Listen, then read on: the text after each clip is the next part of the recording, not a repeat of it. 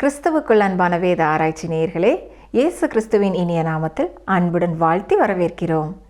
என்ன நேயர்களே, நாம் கடந்த நிகழ்ச்சியில் கற்றுக்கொண்ட சத்தியங்கள் ஞாபகத்தில் இருக்கிறதா? கற்பனைகள் மனிதன் ஒரு பாவி, அவனுக்கு ஒரு இரட்சக தேவை என்பதை காட்டுகிறது என்பதை நாம் கற்றுக்கொண்டோம். இன்று நாம் யாத்திராகமம் 20ஆம் அதிகாரம் 18ஆம் வசனம் முதல் 21ஆம் அதிகாரம் 36ஆம் வசனம் வரை சிந்திக்க இருக்கிறோம். நியாயப்பிரமாணத்தை கைக்கொள்கிறதினால் ரட்சிக்கப்பட முடியுமா?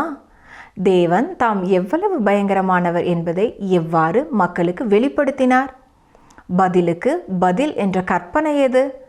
நாம் ரட்சிக்கப்படும்படியாக தமது கிருபையை தந்த இயேசு கிறிஸ்துவை போல் எவரும் உண்டோ என்ற கேள்விகளுக்கான பதிலை காண தொடர்ந்து நிகழ்ச்சியினை கேட்டு ஆசீர்வாதம் பெற்றுக்கொள்ளுங்கள். பிரியமான வேத ஆராய்ச்சி நேயர்களே, யாத்திராகமம் 20ஆம் அதிகாரத்தை சிந்தித்து வருகிறோம். இங்கே இஸ்ரவேல் ஜனங்களுக்கு தேவன் ஒரு ஒழுக்க நெறிமுறையான 10 கற்பனைகளை கொடுக்கிறார். அதில் ஒழுக்க நெறிகள் மட்டுமல்ல, அதைவிட மேலான காரியங்கள் அடங்கியிருக்கிறது. சமுதாயத்திலே எப்படி ஒருவரோடு ஒருவர் இருக்க வேண்டும் என்பதை குறித்த கற்பனைகளையும் கர்த்தர் கொடுக்க போகிறார். எப்படி ஒரு பலிபீடத்தை கட்ட வேண்டும், எப்படி ஆசரிப்பு கூடாரத்தை செய்ய வேண்டும், இது எல்லாவற்றையும் குறித்து அவர் சொல்லிக் கொடுக்க போகிறார். ஆசரிப்பு கூடாரத்திலே எப்படி பணிவிடை நடைபெற வேண்டும் என்பதை குறித்து லேவியராம புத்தகத்திலே நாம் வாசிக்கிறோம். இது தேவன் கொடுத்த நியாயப்பிரமாணத்தின் ஒரு பகுதிதான்.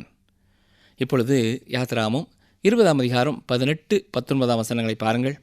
ஜனங்கள் எல்லாரும் இடி முழக்கங்களையும் மின்னல்களையும் எக்காள சத்தத்தையும் மலை புகைக்கிறதையும் கண்டார்கள். அதைக் கண்டு ஜனங்கள் பின்வாங்கி தூரத்திலே நின்று மோசேயை நோக்கி, நீர் எங்களோடே பேசும், நாங்கள் கேட்போம். தேவன் எங்களோடே பேசாதிருப்பாராக, பேசினால் நாங்கள் செத்துப் போவோம் என்றார்கள். கவனித்தீர்களா? இஸ்ரவேல் ஜனங்கள் மின்னலையும் இடியையும் பார்த்தவுடனே மிகவும் பயந்து போய் மலையை விட்டு பின்னாலே போகிறார்கள். வசனம் 20. மோசே ஜனங்களை நோக்கி, பயப்படாதிருங்கள். உங்களை சோதிப்பதற்காகவும் நீங்கள் பாவம் செய்யாதபடிக்கு தம்மை பற்றும் பயம் உங்கள் முகத்திற்கு முன்பாக இருப்பதற்காகவும் தேவன் எழுந்தருளினார் என்றான். தேவன் கொடுத்த நியாயப்பிரமாணமானது மிக உயர்வான ஒரு ஒழுக்க நெறியை கொண்டது. கர்த்தருடைய சாட்சி குறைவற்றது. அது பரிபூரணமாக காக்க எதிர்பார்க்கப்படுகிறது. இந்த நியாயப்பிரமாணத்தை கைக்கொள்வதனாலே நீங்கள் ரட்சிக்கப்பட முயற்சி செய்வீர்கள் என்றால் உங்களிலே எந்த குறையோ குற்றமோ காணப்பட முடியாது. அவ்வாறு நீங்கள் பூரணராய் இல்லாமல் இருப்பீர்கள் என்றால் நியாயப்பிரமாணத்தினாலே நீங்கள் ரட்சிப்பை பெற முடியாது. ஆனால் நாம் ஆண்டவருக்கு நன்றி செலுத்த வேண்டிய ஒரு காரியம், கிருபைக்கு கீழாக என்னைப் போல ஒரு பாவியையும் தேவன் எடுத்து ரட்சிக்க முடியும். கிருபையானது தேவனுடைய அற்புதமான நற்குணத்தை நமக்கு வெளிப்படுத்துகிறது. அங்கே நடந்தது என்ன என்பதை கவனித்தீர்களா? மக்களுடைய வாழ்க்கையிலே கர்த்தருக்கு விரோதமாய் அவர்கள் பாவம் செய்யாதபடி அவர்கள் இருக்க வேண்டும் என்பதற்காக தாம் எவ்வளவு பயங்கரமானவர் என்பதை தேவன் மக்களுக்கு வெளிப்படுத்துகிறார். அருமையான சகோதரனே, சகோதரியே, இன்றைக்கும் ஆண்டவர் தம்முடைய பிள்ளைகள் என்று தெரிந்தெடுத்த பிறகு மீண்டுமாக தம்முடைய பிள்ளைகள் பாவத்தில் விழுந்து போகாதபடி அவர் எவ்வளவு பயங்கரமானவர் என்பதை வெளிப்படுத்துகிறார். அந்த நிகழ்ச்சிக்கு பிறகு அவர்களுடைய வாழ்க்கையிலே கர்த்தருக்கு பயப்படும் பயத்தோடு அவர்கள் இருப்பார்கள்.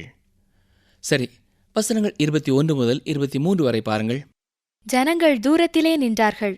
மோசே தேவன் இருந்த கார்மேகத்துக்கு சமீபமாய் சேர்ந்தான். அப்பொழுது கர்த்தர் மோசேயை நோக்கி, நீ இஸ்ரவேல் புத்திரரோடே சொல்ல வேண்டியது என்னவென்றால், நான் வானத்திலிருந்து உங்களோடே பேசினேன் என்று கண்டீர்கள். நீங்கள் எனக்கு ஒப்பாக வெள்ளியினாலே தெய்வங்களையும் பொன்னினாலே தெய்வங்களையும் உங்களுக்கு உண்டாக்கவே வேண்டாம்.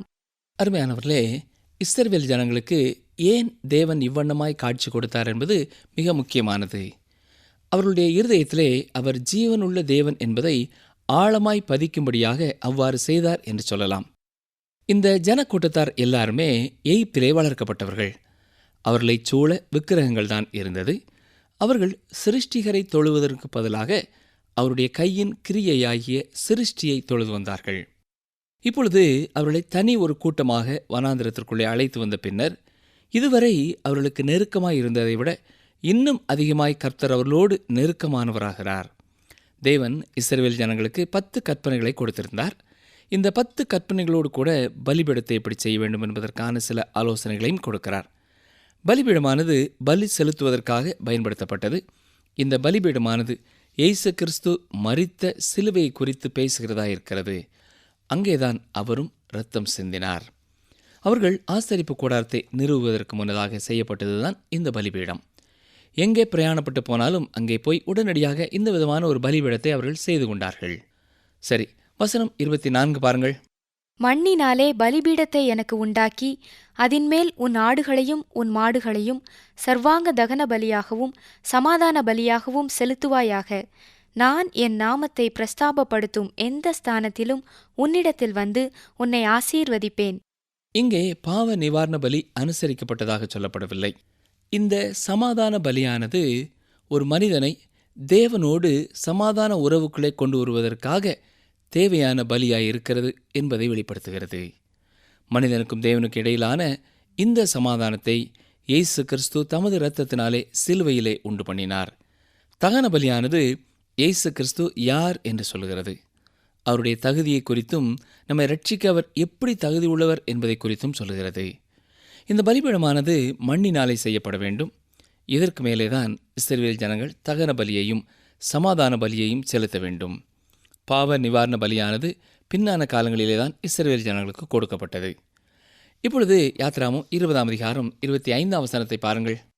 எனக்கு கல்லினால் பலிபீடத்தை உண்டாக்க வேண்டுமாகில் அதை வெட்டின கல்லுகளால் கட்ட வேண்டாம். அதின்மேல் உளியிட்டவுடனே அதை அசூசிப்படுத்துவாய். இந்த வசனத்தில் மிக முக்கியமான ஒரு பாடம் கற்பிக்கப்படுகிறது. கவனித்தீர்களா? கற்களினாலே ஒரு பலிபீடம் கட்டப்பட வேண்டும். அதிலே எந்தவிதமான உளியும் படக்கூடாது. உளி கொண்டு அதை அழகுபடுத்துகிறேன் என்று சொல்லி ஒருவேளை நீங்கள் வசீகரமான தோற்றமுள்ள ஒரு பலிபீடத்தை செய்யலாம். ஆனால் அந்த கல்லின் மேலே ஒரு உளி பட்டவுடனே அது அசூசிப்பட்டு விடுகிறது. தேவன் அதை புறக்கணிக்கிறார். கல்லிலே சித்திர வேலைகள் செய்வதையெல்லாம் விட இன்று மிகவும் மேலான நிலைமைகளுக்கு நாம் வந்துவிட்டோம். தேவனை ஆராதிக்கும் காரியங்களை பொறுத்தமட்டிலேயும் எல்லாமே மிக அழகானதாக இருக்க வேண்டும் என்று விரும்புகிறோம். மென்மையான இசை, மங்கிய விளக்குகள், அழகான நிறங்கள் மட்டுமல்ல, வேத வசனத்தை பிரசங்கிக்கும் பொழுதும் மிக அமைதலோடு பிரசங்கிக்க வேண்டும். எவ்வளவு வசீகரமான வார்த்தைகளை பயன்படுத்த வேண்டுமோ அவ்வளவு அழகான வார்த்தைகளை பயன்படுத்த வேண்டும் என்றெல்லாம் எண்ணுகிறோம். ஆனால் எனக்கு பிரியமானவர்களே, இப்படியே நாம் பல காலங்களை கடந்து வந்துவிட்டோம். இப்படிப்பட்ட காலங்களின் விளைவாக ஆலயத்திலே எண்ணிக்கை குறைந்து அநேக ஆலயங்கள் வெறுமையாகிக் கொண்டிருக்கிறது. ஆலயம் அழகாக இருக்க வேண்டும் என்பதிலே தவறில்லை. ஆனால் சிலுவையிலே ஆண்டவராய் இயேசு கிறிஸ்து எனக்காகவும் உங்களுக்காகவும் மரித்த அந்த செய்தியை இந்த வெளிப்படையான காரியங்கள் தடுக்கும் என்று சொன்னால் அப்படிப்பட்ட காரியங்கள் நடைபெறுகிறதை கர்த்தர் விரும்புகிறதில்லை. அப்போஸ்தலனாகிய பரிசுத்த பவுல் கொரிந்து பட்டணத்திற்கு செல்லும் பொழுது கொரிந்து கிறிஸ்தவர்கள் உலக ஞானத்திலே மூழ்கி போயிருந்ததை அவர் பார்த்தார். தத்துவங்களை அவர்கள் பேசிக் கொண்டிருந்தார்கள். இந்த கொரிந்து திருச்சபை மக்கள் எல்லா திசைகளிலேயும் சென்று கொண்டிருந்தார்கள். அதை போலத்தான் அத்தேனை பட்டணத்திலேயும் பவுல் பார்த்தார். அவர் என்ன சொல்கிறார் பாருங்கள். 1 கொரிந்தியர் 2ஆம் அதிகாரம் 2ஆம் வசனம். இயேசு கிறிஸ்துவை சிலுவையில் அறையப்பட்ட அவரையே அன்றி வேறொன்றையும் உங்களுக்குள்ளே அறியாதிருக்க தீர்மானித்திருந்தேன். அருமையானவர்களே, கர்த்தருடைய செய்தியிலே இயேசு கிறிஸ்து நமக்காக சிலுவையில் அறையப்பட்டதை சொல்லவில்லை என்றால் அந்த ஆலயம் உள்ளே எவ்வளவு அழகாக இருந்தாலும் சரி, எவ்வளவு உயரமான கோபுரம் அதற்கு இருந்தாலும் சரி, ஆலய மணி எத்தனை ஊர்களுக்கு கேட்கிற ஒரு மணியாக இருந்தாலும் சரி, அங்கே போதிக்கிற போதகர் எவ்வளவு கல்வி அறிவு பெற்றவராக இருந்தாலும் சரி, அது ஒரு திருச்சபையே அல்ல. தேவனாய கர்த்தரை பொறுத்தமட்டிலேயும் அது அசூசிப்பட்ட ஒரு இடம். வசனம் 26 பாருங்கள். என் பலிபீடத்தின் மேல் உன் நிர்வாணம் காணப்படாதபடிக்கு படிகளால் அதின்மேல் ஏறவும் வேண்டாம். ஆம் அருமையானவர்களே, தேவன் சொன்னபடி கட்டப்படும் பலிபீடங்களுக்கு அழகான படிக்கட்டுகளை கொண்டு அவர்கள் கட்டுவது தவறு என்பதை சொல்ல விரும்புகிறார். அப்படி படிக்கட்டுகள் கட்டப்படும் பொழுது அது மேலே ஏறி செல்வதற்கு வசதியானதாக இருக்கும். ஆனால் அந்நாட்களிலே மனிதர்கள் பயன்படுத்திய உடையானது. அவர்கள் அதன் மேலே ஏறி செல்லும் பொழுது ஓரளவு அவர்கள் உடையை தூக்கி கொண்டுதான் செல்ல வேண்டும். எனவேதான் கர்த்தர் உன் நிர்வாணம் காணப்படாதபடிக்கு படிகளால் அதன் மேல் ஏற வேண்டாம் என்று சொன்னார். அதன் பொருள் என்னவென்றால், தேவன் பயன்படுத்த முடியாத மாம்சத்தை குறித்து இது விளக்குகிறது. இதை தனிப்பட்ட முறையிலே நம்முடைய வாழ்க்கையோடு ஒப்பிடும் பொழுது மாம்சீகமாக நாம் செய்யும் எந்த காரியத்தையும் கர்த்தர் வெறுக்கிறார். அதை அவர் பயன்படுத்த மாட்டார். அவருடைய பணியை பொறுத்த மட்டிலேயும் மாம்சம் வெளிப்படும் எந்த காரியத்தையும் அவர் ஏற்றுக்கொள்கிறதில்லை, பயன்படுத்துகிறதில்லை. இப்படிப்பட்ட காரியத்திற்கு எதிராக நாம் எப்பொழுதும் கவனமாக இருக்க வேண்டும். அநேக வேளைகளிலே கர்த்தருடைய வசனத்தை கேட்கிறவர்கள் அந்த செய்தியாளரை குறித்து தான் பேசுகிறார்களே ஒழிய, அவர் யாரை குறித்து சொல்கிறாரோ அவரை காண்கிறதில்லை, அவரை புரிந்து கொள்கிறதில்லை.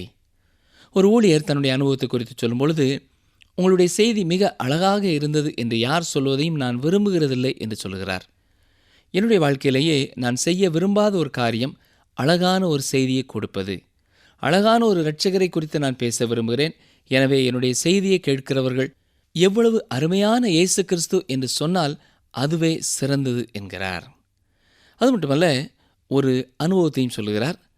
பஞ்சு பயிர் செய்திருந்த ஒரு கிராமத்தின் மத்தியிலே ஒரு சிறிய தேவாலயத்திலே அவர் பிரசங்கித்து முடித்தார். எல்லாரும் ஒவ்வொருவராக கலைந்து சென்று விட்டார்கள். ஒரே ஒரு வாலிபன் மட்டும் மிடுக்கான உடையோடு இருந்தவன் நேராக போதகரிடத்திலே வந்து, ஐயா, இவ்வளவு நாள் வரை இந்த இயேசு கிறிஸ்து இவ்வளவு அற்புதமானவர் என்பதை நான் அறிந்து கொள்ளவில்லை, இன்றைக்குத்தான் நான் அறிந்து கொண்டேன் என்று சொன்னான்.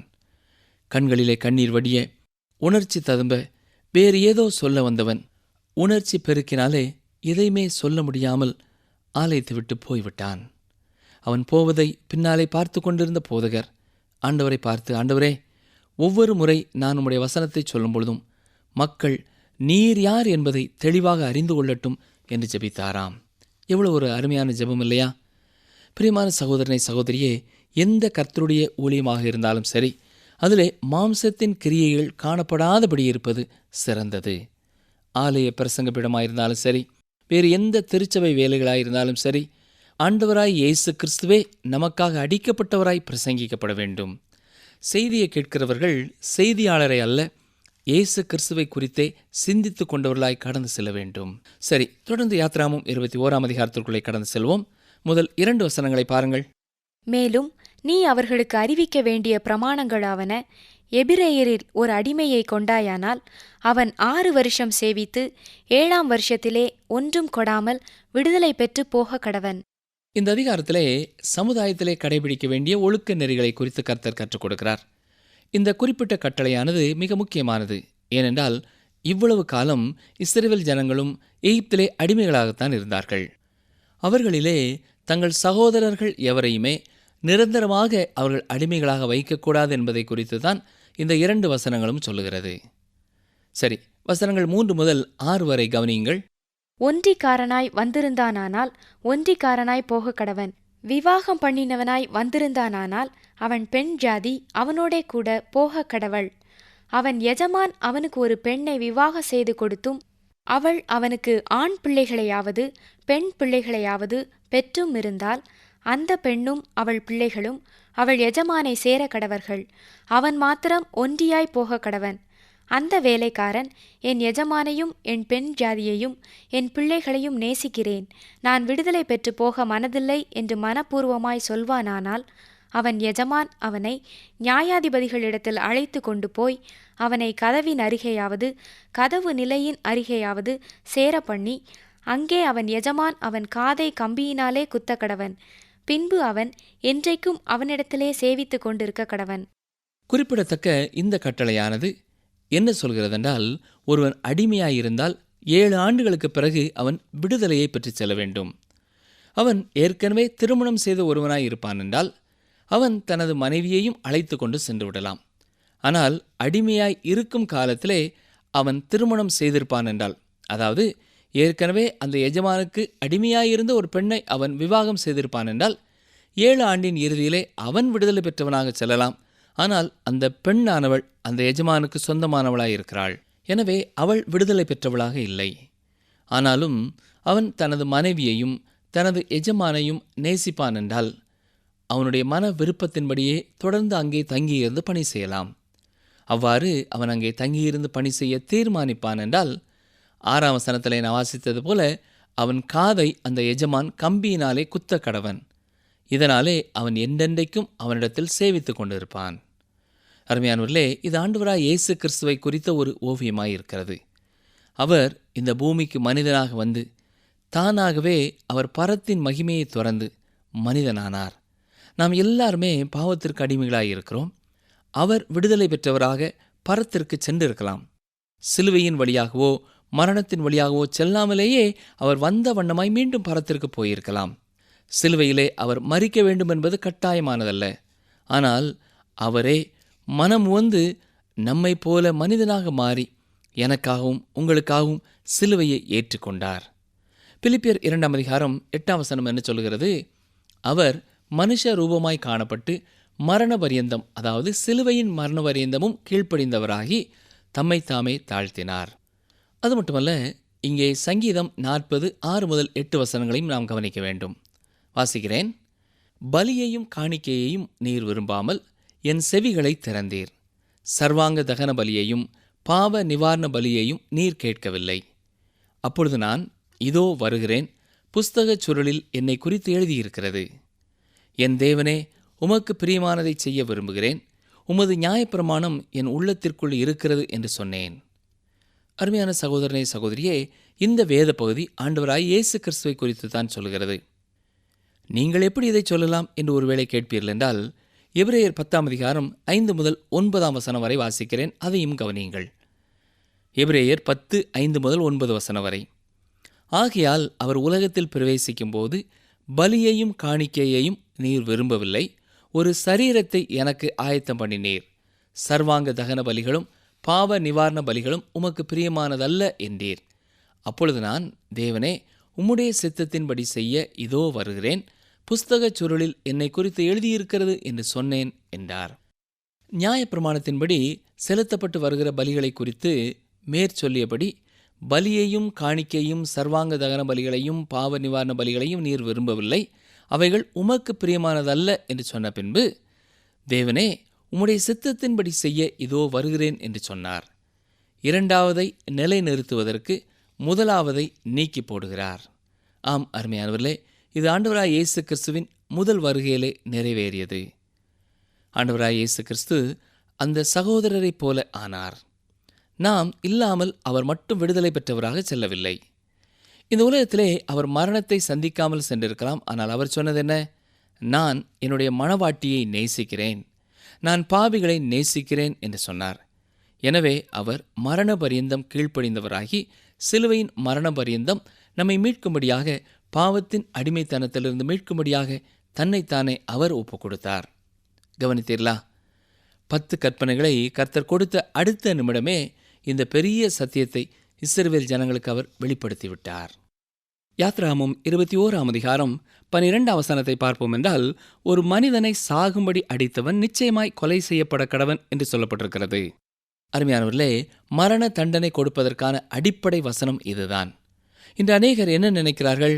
கொலை செய்யாதிருப்பாயாக என்று கர்த்தர் சொல்லியிருப்பதனாலே எந்த ஒரு அரசாங்கமும் யாரையும் மரண ஆக்கணைக்குள்ளாக தீர்க்கக்கூடாது என்கிறார்கள்.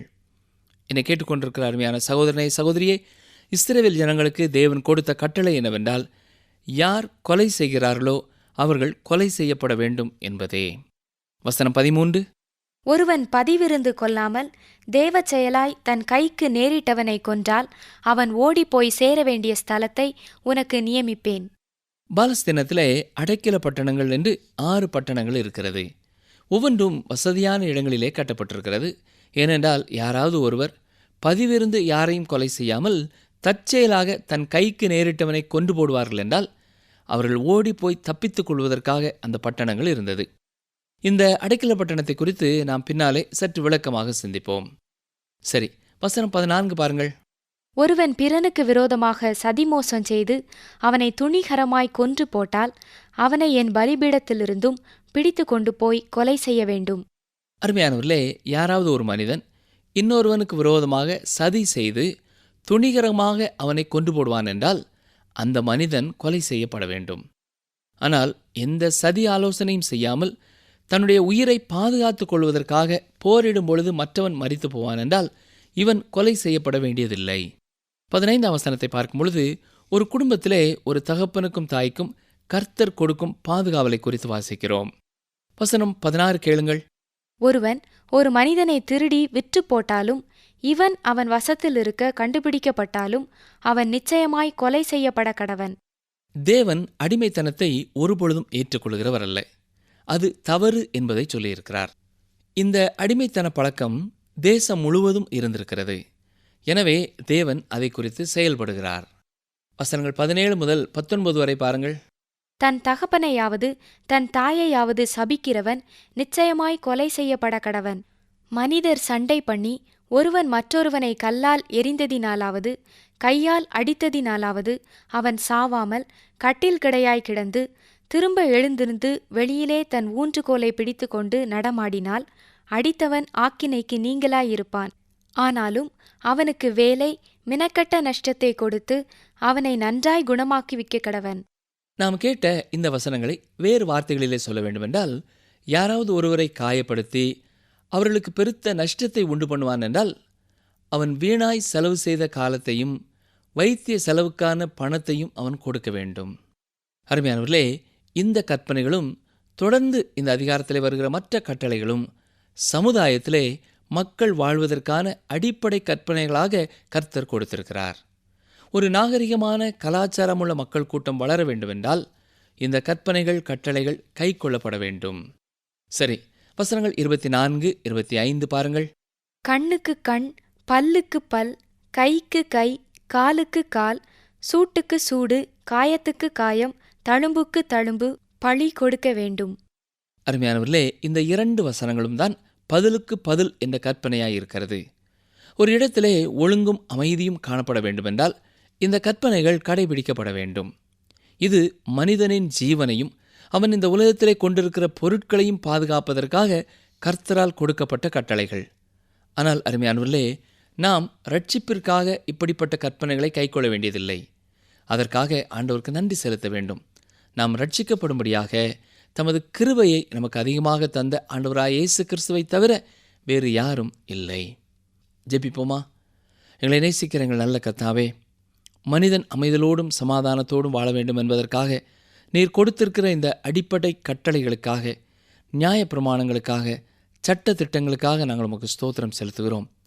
இந்த உலகத்திலே இன்று வாழ்கிற நாங்களும் எங்களுடைய வாழ்க்கையிலே எங்களுடைய தேசத்திற்கும் சமுதாய மக்களுக்கும் உண்மை உள்ளவர்களாக வாழத்தக்கதாக அன்பை பிரதானமானதாக கொண்டு வாழ நீரே எங்களுக்கு அருள் புரிய வேண்டும் என்று கெஞ்சுகிறோம்.